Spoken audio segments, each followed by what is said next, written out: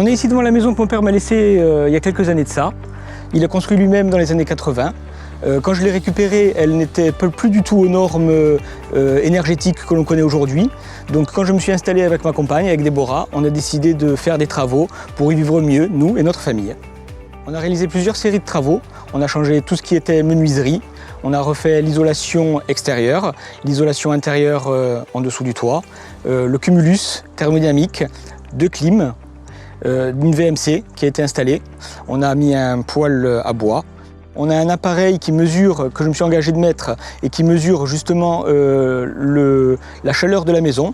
Donc on aura la différence avant les travaux et après les travaux. Au niveau du confort, c'est le jour et la nuit. C'est-à-dire que lorsqu'on rentre dans la maison maintenant, il n'y a plus besoin de mettre le chauffage. L'été, il fait constamment frais, on revit. J'ai été accompagné tout le long, tant au niveau du conseil qu'au niveau du suivi des dossiers.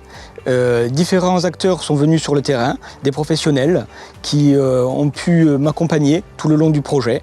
Nous avons la chance dans notre région de bénéficier de plusieurs aides qui sont cumulables. Donc il faut vraiment sensibiliser du monde et leur faire savoir qu'ils peuvent contribuer à un geste environnemental tout en améliorant leur confort de vie et leur qualité de vie. Si par chance on arrive à convaincre du monde et que l'on gagne le concours, il nous reste le photovoltaïque qu'on aimerait installer.